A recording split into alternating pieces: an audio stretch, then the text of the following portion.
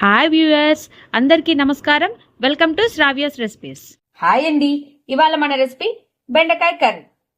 అయితే జిగురు లేకుండా ఈ బెండకాయ కర్రీ ఎలా చేయాలనేది చూద్దామా? మరి ఇక ప్రాసెస్ స్టార్ట్ చేద్దామా అండి? బాండి పెట్టుకోండి. బాండీలో కొంచెం ఆయిల్ పోసుకోండి. అంటే డీప్ ఫ్రైకి కొంచెం మరీ డీప్ ఫ్రై కాదండి, 3/4 వేగేటట్టు ఆయిల్ పోసుకోండి. ఆయిల్ వేడెక్కిన తర్వాత ఇదిగోండి, మనము బెండకాయలు ఇలా తరుక్కోవాలి. దీన్ని 3/4 వేయించుకోవాలండి. 3/4 వేగేదాకా వేయించుకుందామండి.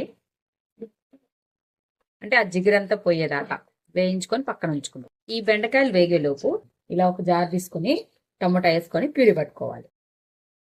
ఇదిగోండి, చూసారు కదా, ఇలా టమాటా అనేది ఒక పేస్ట్, ఇలా జ్యూస్ తీసుకోవాలండి. ఇదిగోండి చూడండి, ఈ కన్సిస్టెన్సీలోకి తీసుకొచ్చుకొని తీసేసుకోవాలండి. ఇంకా చూడండి, జిగురు అనేది లేదు, జిగురు పోయింది చూసారా. ఇదిగో ఇప్పుడు ఒక గిన్నెలోకి తీసేసుకొని, ఇప్పుడు మనం డీప్ ఫ్రై చేసుకున్నాం కదా, ఆయిల్ అంతా కూడా తీసేసుకోవాలండి. ఇప్పుడు ఒక బౌల్లోకి ఈ బెండకాయలు తీసేసుకుందాము. ఇదిగోండి, కూరకు సరిపడా ఆయిల్ ఉంచుకుందామండి. అంతవరకే ఉంచుకున్నాను. అట్లా ఉంచుకొని ఇప్పుడు మనం తాలింపు గింజలు వేసుకుందాం. దీంట్లో కొంచెం పచ్చిపప్పు, ఒక ఎండుమిర్చి, గోల్చూడు వచ్చేదాకా వేగనిద్దామండి మొత్తం కూడా. ఇప్పుడు కొంచెం కరివేపాకు, ఉల్లిపాయలు,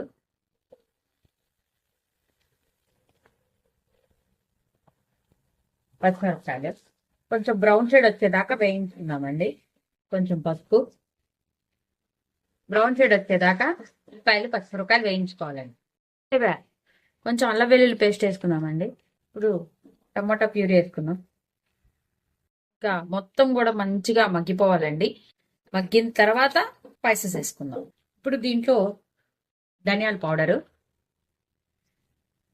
కొంచెం గరం మసాలా, కారం చూసేసుకోండి, స్పైసెస్ వేస్తున్నాం కాబట్టి, కొంచెం జీరా పౌడర్, కూరకి సరిపడా ఉప్పు, కొంచెం కలుపుకుందామండి. మొత్తం కూడా కలుపు. గట్టిగా ఉంది కాబట్టి నేను లిక్విడ్ యాడ్ చేశానండి. కొంచెంసేపు అన్ని స్పైసెస్ వేసాం కాబట్టి కాసేపు ఉడకబెడతామండి, మగ్గబెడదాం. ఒక కొంచెం చిటికెడు బ్లాక్ పెప్పర్ వేస్తున్నానండి. ఇలా కలిపుకుందాం మొత్తం కూడా.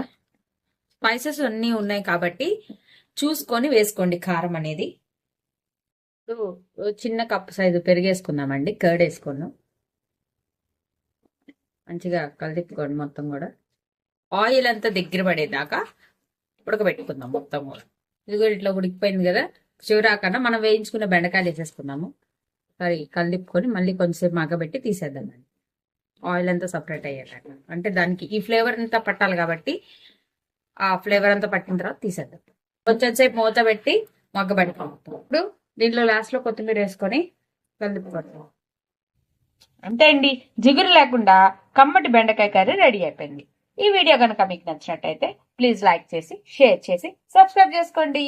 Thank you for watching Sravya's recipes.